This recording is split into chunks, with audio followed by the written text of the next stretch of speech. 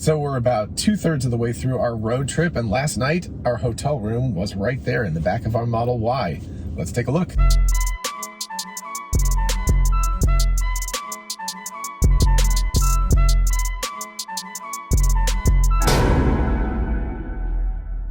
Hey y'all, it's Dr. Know-It-All and Misinformation. She's here with me, yay.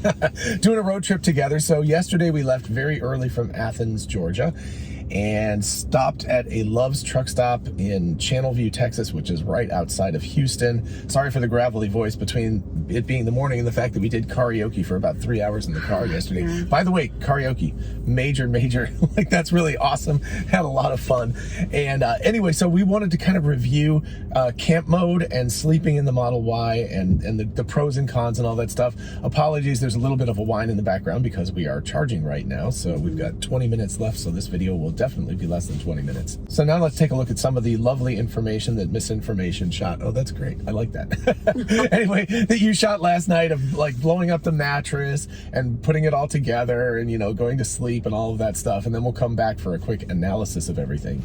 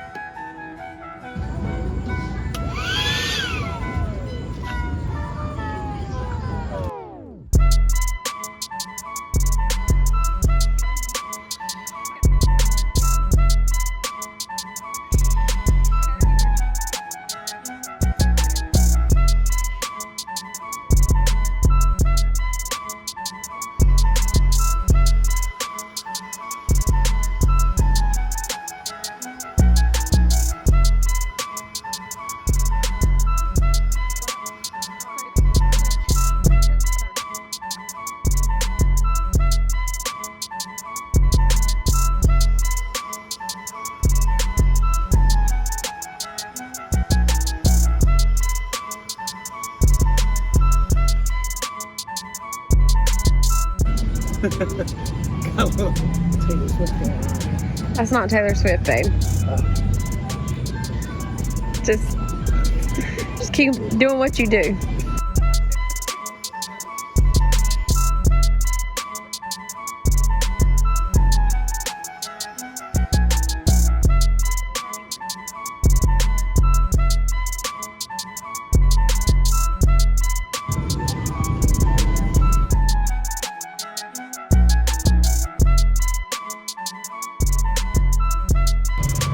Say goodnight. All right. Camp mode, here we go. Good night.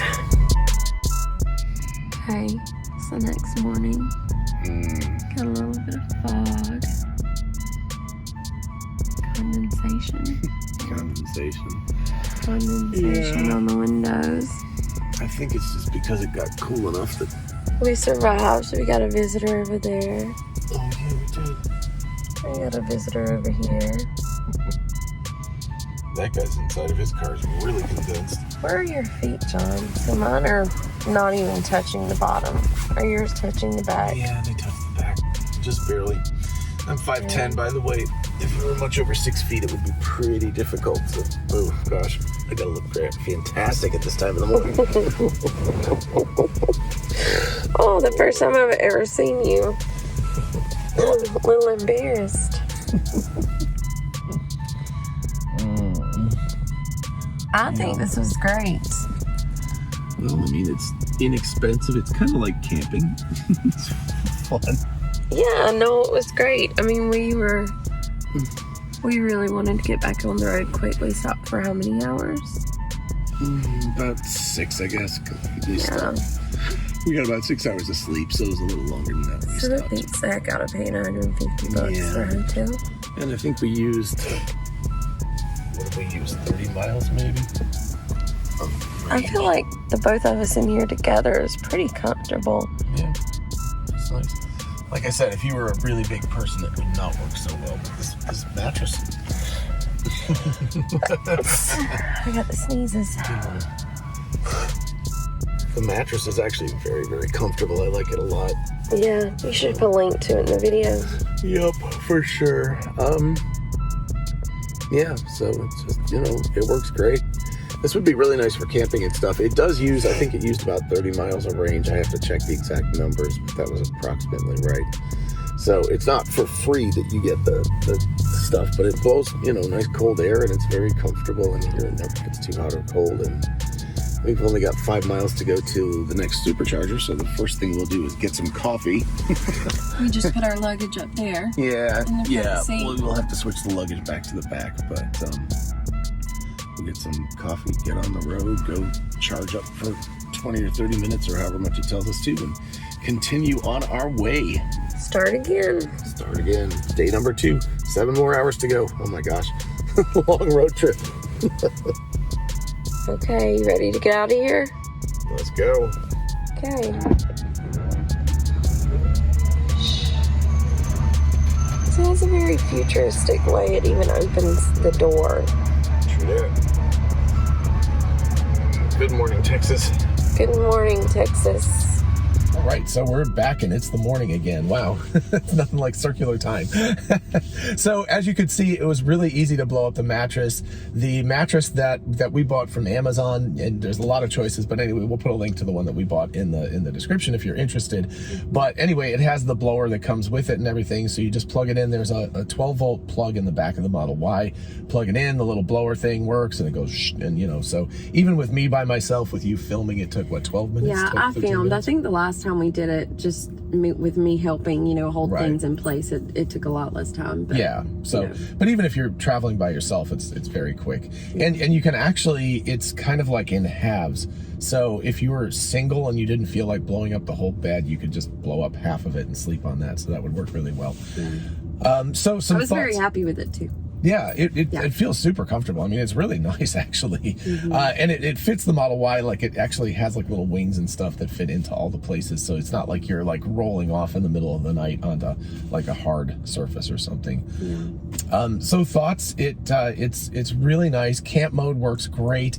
I was just asking Siri what the temperatures and stuff were for translation. It was 30 when we went to bed, which is 86 degrees Fahrenheit, and it was 26 degrees it was 26 degrees centigrade when we woke up, which is, I don't know, somewhere around 80 degrees, and we had the interior set to 20, which is about 68. Sorry, so a lot of conversions. But anyway, it was a lot warmer and very, very humid. It's Houston, Texas. It's right by the Gulf of Mexico.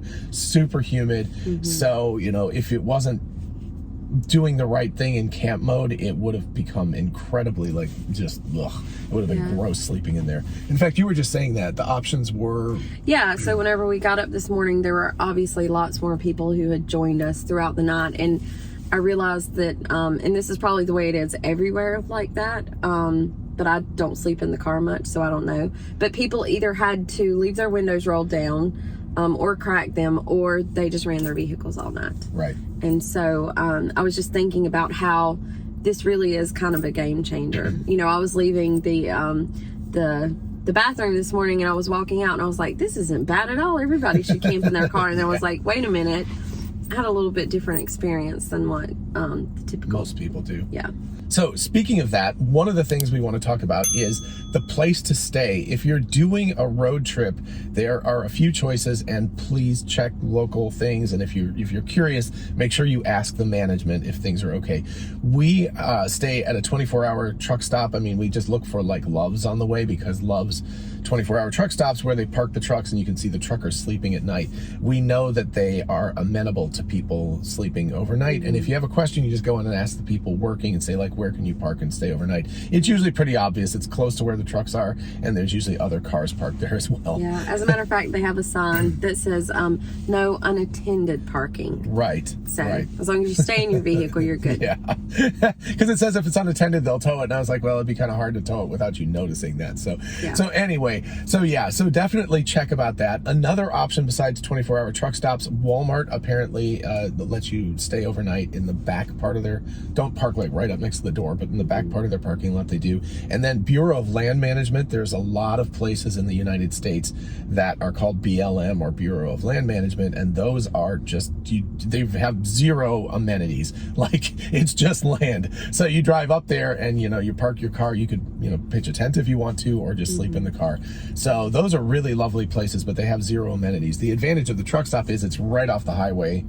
It's got, you know, bathrooms, it's got water, it's got coffee. I'm not even going to pick this up because the lid's not on very well, but it's got coffee and everything, and showers McDonald's. if you want it. But I feel more comfortable there because it is, you know, we park towards the back end where there's not as many lights, and actually that makes sense why they kind of do that, because it's really lit. But yeah, so I feel safer there for some reason. Maybe I'm not, I don't know, but I do feel safer there. So and if you have to use the bathroom or take a shower or anything, it's always it's just right there, so it's no big deal.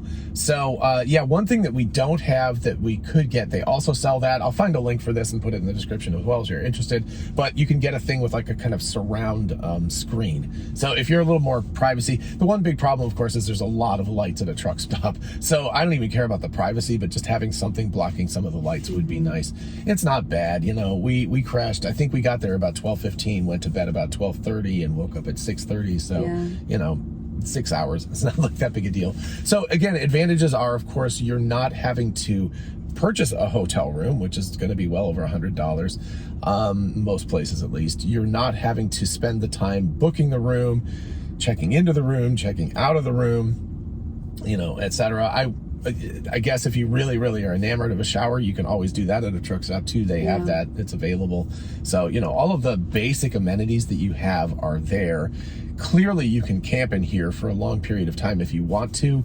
We're just using it again to make our road trip efficient. Once we get to South Padre Island, we'll stay in a hotel for a few days. So, you know, we could of course stay here. There's a what is it, KOA, Campgrounds of America, where we could stay. Yeah. So we did choose a Love's truck stop that was near a Tesla supercharger. Yes. So that we could get up in the morning and charge the car, because I couldn't remember how much it used. Right. So I checked that. So we went from 36% to 25% overnight. I'm not exactly sure what mileage that would be, so something, but it's about 11%. So 30 something miles of range that we lost. Now again, it was very warm and very humid, so it had to run the air conditioner a lot. But the good part was we were 5 miles away from this supercharger, so we knew, you know, as soon as we got up, the first thing we were going to do is come and do the supercharger thing, which is why we're sitting here. But the camp mode will not run under 20%, so which is a good thing. You probably don't want the car draining itself to zero while you're sleeping in it, and then you can't leave in the morning. But you know, so if you're thinking about that and you're like debating, obviously your mileage is going to vary because depending on the temperature and the humidity outside, you're going to use more or less energy. So just be aware of that. It does, you know, 10% of your battery overnight is not nothing. So you don't want to arrive with 15%. You're not even going to be able to turn it on. Or if you arrive at 22% battery and you turn it on, it's going to immediately turn off because it's going to use some of that up. So yeah. Still well worth it though. Oh yeah, for sure. And if you're, you know, the other option is just to sleep at the supercharger. Most superchargers, you know, after midnight, nobody's using them anyway. So it depends on these places. We're behind a hotel here. For me, I guess, honestly, it would be fine. I'd probably do that. I think you're not so happy about that. I think somewhere like this would be fun. There have been some others that we've stopped at, but I'd be like, no. A little sketchy. It would be kind of odd to sleep in the car at a hotel. It's kind of weird, but but anyway, you know, so if you want to, you certainly could do that. The one thing you'd have to just sort of be aware of is if for some reason in the middle of the night it got backed up and there was a bunch of people who were trying to get in and charge their car, it would be incredibly rude not to get out of the way. But we're here at, what time is it? 7:18 in the morning, and we're the only people at this supercharger at this point. So, you know, it's very unlikely that would be a problem. So you could certainly pull into one of the supercharger things, plug in, put it in camp mode, and actually wake up first thing in the morning and you've got a full charge. So if that makes you comfortable, that's also fine. So anyway, it works really, really well. It's very efficient. This thing is less far less, half the cost of a hotel room for overnight. You know, bring some pillows, bring some sheets. So the one other thing that's important, and sorry about the sun, it is really getting bright here. It's getting warm real fast. It's Texas. So anyway, the one other thing that's really worth noting is that I'm 5'10" and I'm close to the limit. If you're sleeping in the car by yourself, you could angle yourself, and I think you could probably get up into the 6'2", 6'3" range. But if you have to sleep straight with a partner, I think anything over about 6 feet, unless you're comfortable just having your legs bent all night, I think just about anything over 6 feet is going to be too much, because I push the driver's seat, like all the way up. Yeah. And I'm 5 foot, and so I think even if you had have had to sleep angled, there was enough room to where I could sleep comfortably, and John could have put his legs over on my side if he were taller. So, you know, you just have to keep in mind the fact that there is a height limitation because of the fact that the car is not that big. The other thing is, obviously, you don't want to pack the entire back of the car with your luggage and have it piled to the ceiling. We have 2 suitcases, 1 suitcase each, just, you know, small ones, and then 2 like laptop bags. And then a few other smaller bags. They're all tucked down here. But anyway, I put in packing cubes the basic and stuff under idea, the seat. the basic idea is if you can take suitcases, whatever stuff you have, and put it in the front seat at night, then that's all completely clear. Or in the frunk, or in the under trunk, or things like that. In the front, we actually have the Starlink satellite, so we're going to set that up once we get down to South Padre and have fun with that. And obviously this morning we decided to leave the mattress blown up, and we just took our suitcases and put it underneath it. Just stuffed them right underneath, which works great.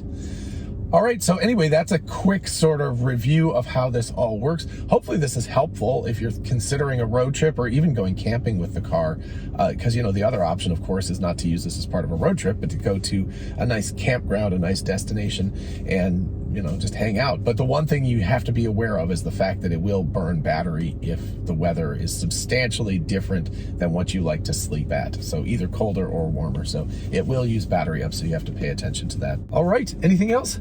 That's it. All right, we're going to continue our road trip, and I guess the next thing will be from South Padre Island. Everybody have a lovely day. We'll talk to you soon. Bye-bye.